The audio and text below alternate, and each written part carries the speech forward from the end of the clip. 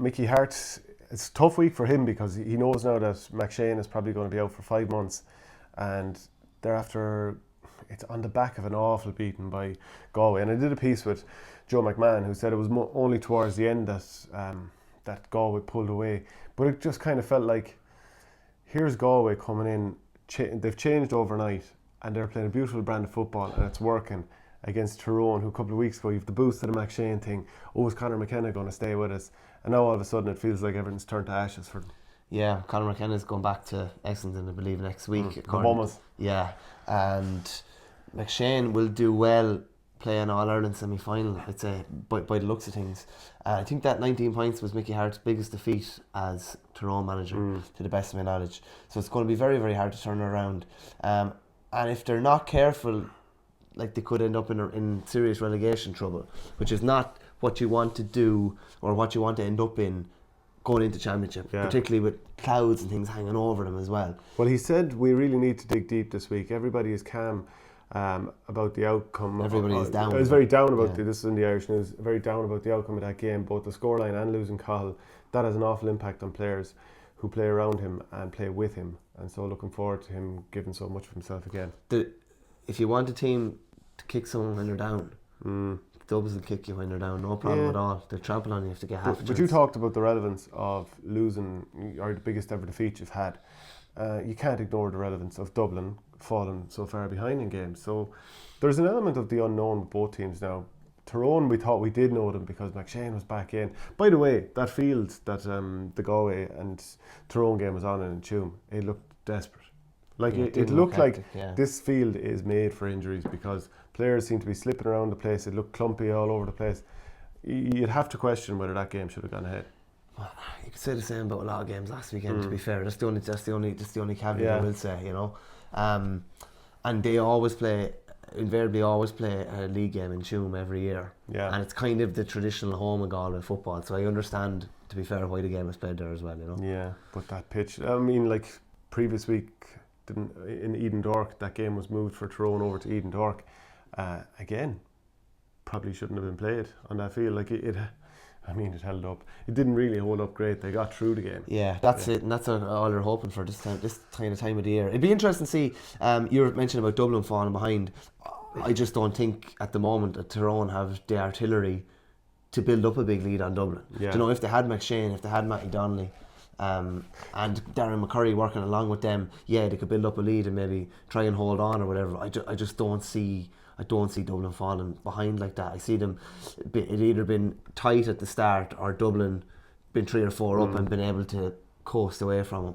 Maybe I'm wrong though, but it seems to me like Darren McCurry coming back this time after the year out, he's turned into quite a good creative player, because in the past you'd think he's on the end of the moves, but like his range of passing is very good. His nice left foot, and he seems to have changed himself a little bit. Again, it doesn't address what the main problem is, especially now with McShane out. Who's that focal point of the attack? Who's going to bother defenders? And McCurry's gone out to the wing a lot as well. So he's not just your corner forward that can get your nice scores off his left. Because after getting a couple of scores off his right as well, which I couldn't believe nearly at one stage, because left footers usually aren't like that. you never saw Georgie Hadji kicking it off his right foot. It was always that beautiful left foot. Sean Kelly did quite good for Galway, marking Colin McShane up to the point of his injury. Did, yeah. Definitely won a couple of nice 50-50s early on. And McShane's points weren't down to him. No, and finding defenders like that, like I think Sean Andy O'Callaghan came on, I think that's his first involvement. He's been on the squad for all the league games so far, but that was his first involvement the other day as well. So it'll be interesting to see whether he gets a chance in there as well. But it's probably, you know, it's funny to say it, but they're doing so much, Galway are doing so much good stuff up front that you just want to see a couple of defenders coming in now maybe as well. I have been impressed with Sean Mulcairn, I have to say, with Galway. Colin O'Rourke said this week that he just thinks Dublin are ultimately going to start pacing teams again, because you bring Con O'Callaghan back into that team, bring there's plenty of guys missing at the moment. Clucks and McCaffrey, whoever you like. Once you bring them in, they're just gonna. But it's not like the players that they're replacing are like half the players that they are. Like some of them are probably 70, 80, 90% as good as them. They'll definitely kick on a little bit more. Do you think it's kind of pretty clear now that Dublin are just going to start coasting once they all come back? No, I don't buy that. Well, they will through Leinster. Oh well, yeah, obviously, yeah. I don't buy that, to be honest with you. Like, everyone said Dublin were going to win the All Ireland handy enough last year, and they were very close to been the 5 in a row dreams going up in smoke. Like, so I think it's a bit subjective and a bit too easy to say that at this time of the year. You don't know how things are going to play out. Just say there's a big injury, say there's a Fenton injury, say there's a McCaffrey injury, say there's a Con injury for summer. You don't know. You don't know. Like, is there one player more than any other that they can't lose? Brian Fenton, because midfield is. You don't know who his partner is going to be number one at the moment. You're just not sure. Like, you can go Howard and McCarthy. It's not the end of the world for them.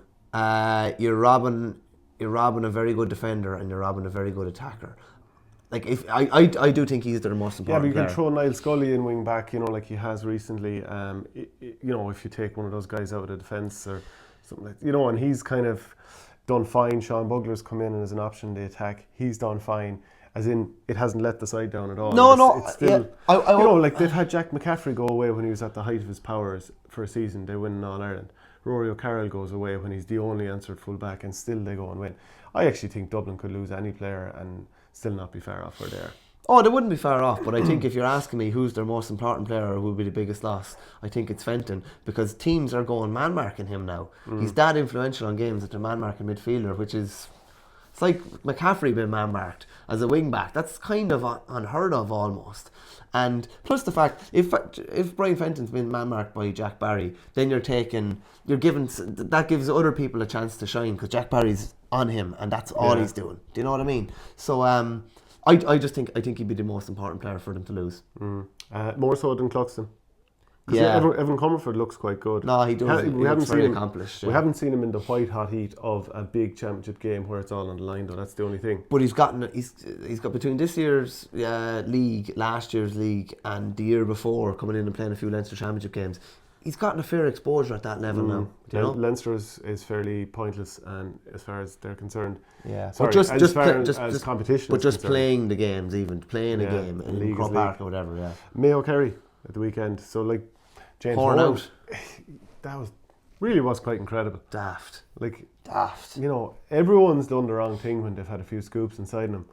But Jesus Christ, you'd think after all the hardship that's gone on with Mayo over the winter, especially involving Tim O'Leary, that as the benefactor would then be, they're ceasing contact with him. It's just purely madness. And from everything that went on over the winter, Tim O'Leary, I think, had the majority of people on his side. He did, yeah. And now, to be fair, I'll tell you what, Mayo have made many mistakes over the last couple of years, but to nip that in the bud, I think was a really smart move, from the sense that you can't be controlled. It can't be controlled by that. You can't be controlled by money or be controlled by a person, and you can't have that. Yeah. It looks terrible on them. It looks terrible on him. It looks terrible on Horn as well. But Mayo obviously need to keep their house in order, because there's a reason that outside benefactors are in and are able to have an influence. That's true. Because you didn't have your house in order in the first place. So Mayo are like Donegal. They're on 3 points, and the only team beneath those two is Meath, who haven't been looking good at all. So for Mayo to win at home to Kerry would be important. We're talking about league champions last year, reigning league champions. It's a repeat last year's league final. Yeah. So then again, we saw last year that getting to the league final and winning the league final, ultimately it didn't help Mayo in the long run. I don't buy that, to be honest with you. They were leading Dublin at half time, and then they came up against. Look at Connacht. Yeah, but they came up against probably the best 12 minutes of football that I can recall, definitely in the last decade, maybe in my lifetime as well. Yeah, but there was signs throughout the game that this could happen at any moment. Like, Dublin players were able to pierce through the holes and have Mayo on the back foot, whereas Mayo, when they carried the ball up the field, I think they were just kind of moving the ball over and back without ever bursting through. I thought it was always going to happen at some point. I don't buy that. It didn't do them any good. I don't buy that. They won a big game in Croke Park. You're jumping 8 matches down into the summer. Like, the reason that Mayo didn't go as far as they might have gone last year is because they didn't get through Connacht. They won a league title, they obviously had a club month, and then they got knocked out of Connacht. You told me it didn't end very well for them after, so I jumped from the league final to the end. No, I said, did it help them in the long run? I don't think. I tell you what, Andy Moore to be a happier man retiring, based on the fact that he won a national final in Croke Park. So Kerry then. So put that in your pipe and smoke. I just couldn't. What's the point in wasting my time? No, but actually, before we move on to Kerry, losing by 9 points to Monaghan and going down to 13 men, and that's another, there was a red card against Dublin, which kind of made a mockery of the rest of the game. Really, Mayo did all right to keep it pucked out, to keep it kicked out to Dublin, but it was never really a game. 2-16 to 13 points. That's a tough one for. Do you think that's a tough one for Horn, or do you think he's not too bothered at this stage? No, I think he'd be disappointed Yeah, enough I for how would that be. finished up. Like Yeah. it was, you mentioned in the Monday show, a lot of it was to do with the numerical advantage that they Monaghan had, and actually going to town with that. In fairness, Yeah. they did, and a lot of teams don't, and they don't go after the other team when they're the extra man. Monaghan went after them. I think it was 1-5 to a point when Yeah. they went down. Definitely when they went down to second man anyway, and. Yeah, you don't. They'll need some sort of a performance this weekend. Maybe not. It could be difficult enough win, but they're going to need to show something, because they showed very little in the second half the last day. Yeah, and it's not as if Kerry were unbelievable against Meath either. Far from it. Like Far from it. 119 to 213, so really quite close game there. 3 points in it for finish, and of course, surprise, surprise, who gets the goal? Only David Clifford. Yeah. Just composed finish, 1-on-1. Just doesn't look like he's going to miss, does he? Isn't it funny though?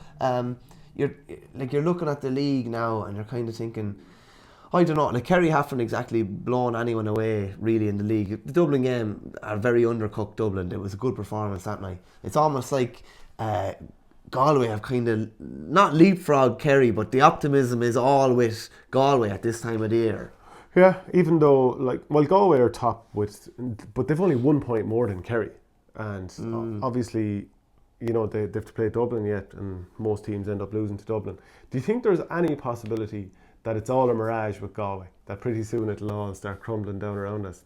So, because have we ever seen a team change overnight so much as the way Galway have? They were dour last year, and big players weren't delivering. It's the league, okay, fair enough, but they're brilliant to watch, and their big players are delivering. Have you ever seen that kind of switch flicked? No, it's a strange one, isn't it? But a lot of that, things changed before a ball was kicked as well, to be fair. The announcement was made about Joyce coming in, optimism. He did the interview with Galway Bay FM. People absolutely brimming with confidence and optimism. And him saying we're going to win. Yeah. We're looking to win FBD, we're looking to win League, we're looking to Yeah. win Connacht, we're looking to win All Ireland. And then this year. they start playing, and people are going and like, whoa, this is brilliant to watch. We all know how good Shane Walsh is, and now we're seeing it every day we go out. They're expressing themselves, they're kicking the ball wherever possible, and it's just, listen, they're going to have a couple of quiet spots and flat spots where they're not going to be able to maintain what they're doing at the moment, but it is really interesting, and they all seem really happy with what they're doing. Yeah. They all seem happy to be expressing themselves as well. They're top scorers in Division 1. Yeah, I don't think it's a mirage. There is going to be some turbulence, and they're definitely not the finished article defensively, but they have been brilliant to watch so far. Yeah. And do you reckon they'll go to Navan and win here? I can't. I would be very surprised if they don't. I think what it could come down to is Galway and Dublin both have to play Meath, will both beat Meath, and I think it will come down to a dead rubber in the last match between Galway and Dublin, because I think they'll be playing each other in the league final. Jeez, Meath have only scored 12 points per game, as an average. It's not. It's like they're definitely that typical team who goes up to the next level. They were quite good in the previous level, of course. That's why they got promoted. And they're finding life very difficult up there. Yeah, it's not mad. Like 12-point average, scored 213 the last day and didn't win the game. Scored 90, you know what I mean? Like 19 points and weren't able to win the game. Which means they scored an average of 10 in the previous games. Yeah. I think Donald Keoghan was up this week. Donald Keoghan, who, to be fair to him, has been brilliant throughout the league, and has been brilliant, an unbelievable servant for Meath. He's one of the most consistent players in the country. He's a 7.5 to an 8 out of 10. When you see him carrying the ball, you think this is what a Dublin footballer looks like. He's so good, yeah. He's very good, but he still maintains that they've gotten better.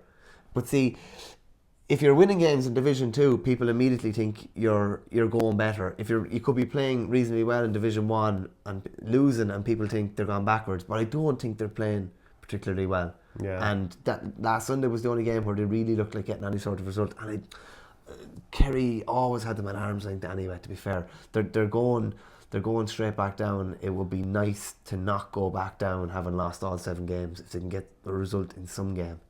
We jump onto Division 2 because Cavan are one of those teams that have kind of yo-yoed between the divisions. They're top of Division 2 are ahead of Armagh, Roscommon and Westmeath and Laois all have 5 points, and then Kildare, Clare and Fermanagh are all on 2 points. So there's a bit of a clear kind of stratification there at the moment of a cluster of 5 teams and then 3 who look like they're in a little bit of bother. So we'll look at 2 of those teams that are down to, Laois are on 5 points, Kildare are on 2 points. A battle of two Kerry managers, Jacko with Kildare, not going well so far. And Mike Quirk, who, to be fair, doesn't have the Kingstons this year, and yet things are going quite well. Yeah, things are going well in Laois, to be fair. Just on Jacko, was chatting to Moss O'Shea the other day, and obviously he's been involved with Jack. He's had his disagreements with Jack throughout his 2 reigns in Kerry. But I was just kind of asking him, like, how do you think things are going? And he kind of said, there's no point in saying any different. He is under pressure. But he said it reminds him a bit of when Paddy went to Westmeath. Not a particularly great league campaign. And he said Paddy used to come back to the pub and everyone started referring to him as Paddy OBE, and he was like, he didn't know what was going on. And then someone eventually told him it was Paddy OBE. He was like out before Easter. And it was like the pressure, like he was saying about Jacko and the pressure that was coming on or whatever. And he just thinks we'll see the best of them come championship. You'd hope so. At this stage, it's just about retaining status. It's not about promotion. Is gone basically now at this stage. Yeah. So it's just about retaining their status. Because a loss for them means Tier 2 is a real concern, because they'd let's say both Meath and Kildare win their games in Leinster. They're going to meet in a semi-final, and if you end up going down to Division 3 and you don't win that semi-final, then you're not in the All-Ireland series, which would be a massive blow to Jack O'Connor. That'd be huge. And you know what? He might be out the door, and I'm not trying to get him knocked out the door, but geez, if you don't get into the All-Ireland series with a county of that size, it'd be some setback for them. And Kildare's a funny one. I remember chatting to Cian O'Neill and about expectation within the county, and he was saying, we've won very little. He said it in the nicest way possible. He said we've won very little, but the expectation is huge. It's just like Kildare fans expect to be in Leinster finals every year. They expect to be in All-Ireland quarterfinals, Super 8s, semi-finals every year. And if you look at our history, it's not there. It's just not there, and the expectation is huge on Jack now. And well, you'd imagine of any manager that pressure isn't going to bother him. No, I wouldn't. Because whatever he's faced there, he's faced much worse in Kerry. Yeah, as the outside man, he was always viewed as the outside man down in Kerry because he was from maybe a non-traditional kind of footballing stronghold. And whatever about it weighing heavily on the players over the years, because they might feel this pressure within the county, no better man to be a big enough personality to be able to maybe deflect from it. Yeah. So. No, true enough. Yeah, I just think at this stage, just keep their status, and hopefully there's a longer vision in sight of what they're going to be doing in the championship. So bottom place Fermanagh against second place to Armagh is that beautiful. Like, wouldn't you love to see Ricey McManaman, who's manager of Fermanagh, still going toe to toe with Kieran McGeeney? Obviously they play different positions, but you'd like to see them scrap it out on the field. Right, Jays, if you had them 2 and 6 in your team, you'd be fairly happy, wouldn't you? Well, there wouldn't be too many coming in through easy. Geezer with his MMA background, imagine the 2 of them in the octagon. There's only one winner there. Geezer's a black belt or something, isn't he? Yeah. He's been in SBG since. He's been there over a decade, I think. Yeah, he's actually him and John Kavanagh be very friendly, and I think he had Armagh in there on this year. He sparred with McGregor. That's right. Yeah, and McGregor says, "I'm not losing to an old man." I tell you, he's a fair fit man. Like he's still in unbelievable shape, despite the fact that his career is over. Probably the guts of over 10 years at this stage. Oh yeah, sure. Interesting battle now. Fermanagh need to get some sort of result, and particularly in a home game. They'd started off reasonably well, and they were only beaten a goal last week by Cavan, but still a defeat and still under pressure. But saying that, a win, they are still under pressure, because looking at the table there, I still think Kildare would survive, and I think you're looking at Fermanagh and Clare. I always thought Clare would struggle, just minus Gary Brennan. So Fermanagh are going to have to get a result this weekend, or they're really under pressure. Yeah, because you're looking at Tier 2 again. Yeah. That's the same old thing, because very hard for them to win in Ulster or get to a final. Move on to Division 3. I think the headline clash has to be Cork against Derry, and Cork are absolutely flying it. They've won 4 from 4, scoring difference of +22. If they win this game, chances are they're going to get promoted, because you've got a glut of teams on 5 points, 4 teams on 5 points. Teams are going to take points off each other.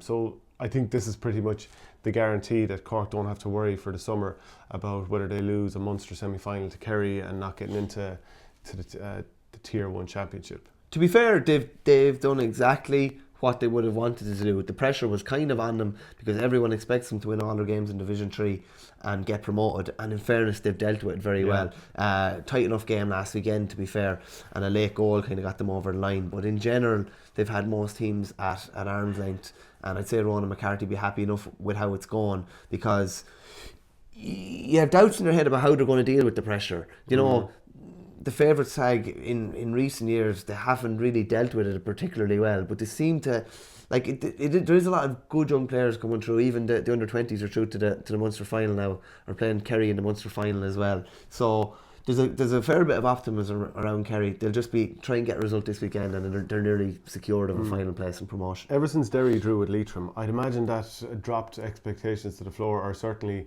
people rolling their eyes up there.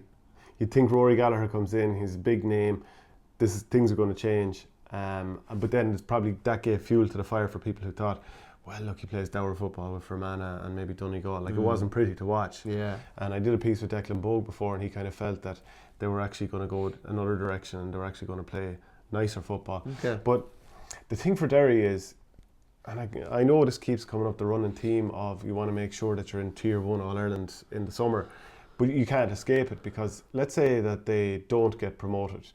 You're talking about playing Armagh in the first round in Ulster, and then you're playing the winner of Donegal and Tyrone. Oh, lovely.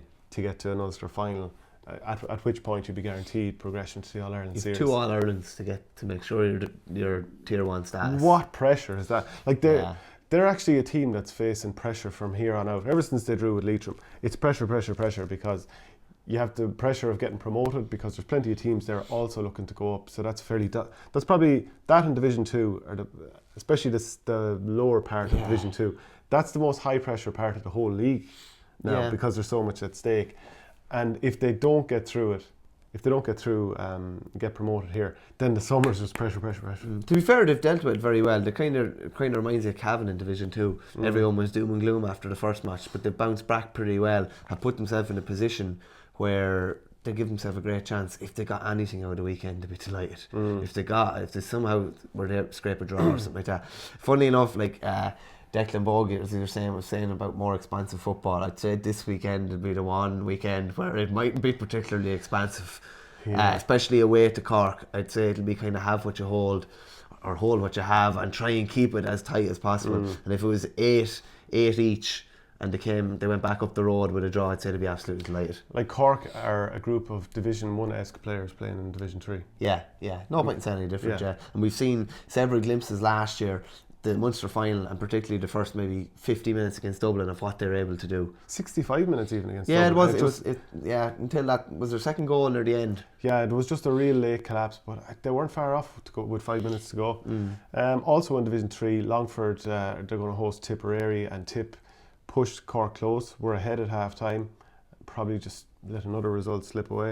And it's a tough year for Tip. No Michael Quinlivan. And if you were to go back to 2016, there's been a big, when they got to an All-Ireland semi-final, when we got to an All-Ireland semi-final, it's been a fair drop-off since. And even players that have gone over to there's some amount of players on that Tip hurling panel that are brilliant footballers, and it's always the case. I mean, if Kilkenny were to make up a football panel and they were to get their best players in the county, they're probably all the hurlers as well. It's just the way it is. The talented players tend to be talented at both. Other games in that Offaly and Down is an interesting one. If Offaly could get a win at home to Down, it's they're both on 5 points. Yeah, you'd still be favouring Down, to be honest with you. Offaly had a good result last weekend against Leitrim, having beaten Louth the week before as well. If they can get something out of that, like that would basically, if they were to win, Down's promotion chances are gone. Not gone, but Offaly are in a very, very good position.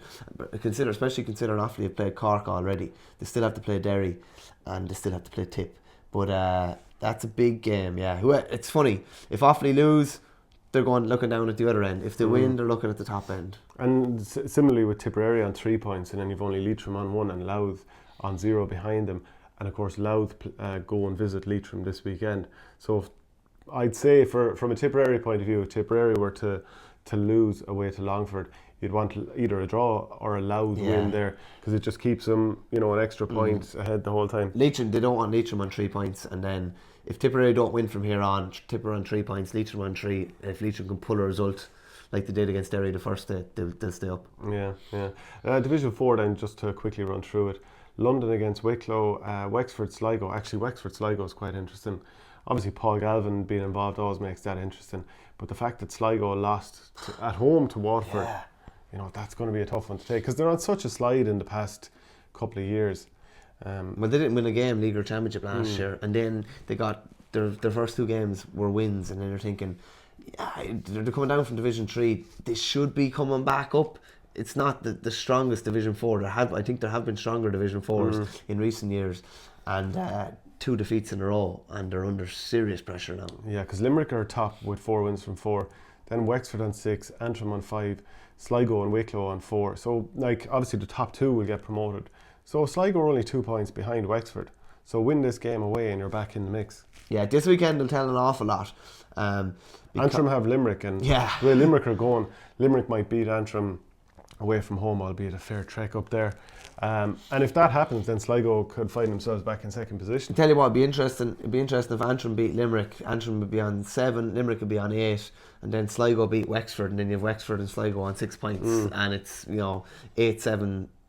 What is it? 8-7, 6-6. You know, it'd be very, very interesting. And for these teams, the chance to get to Croke Park this year, that's probably the height of their ambitions, because you can't imagine any of those teams winning a provincial championship this year. No, not really. So getting to Croke Park and winning something there, that's it's a huge incentive. But, disappointing for Carlow, really. Like, Carlow's promotion hopes are gone, essentially. They're on 3 points already, and having been in Division 3 last year and been relegated, they all ended up with bans as a result of it. Poacher and Turlock O'Brien and Brendan Murphy, they probably should have stayed up last year, and now they're not going to get back up. So it's kind of, it was a couple of steps forward and it's been a couple of steps back. Yeah, that's it from Football Talk. Don't forget to follow us on YouTube. Thanks for watching Our Game. Don't forget to like and share the videos, and if you're new to the channel, hit subscribe.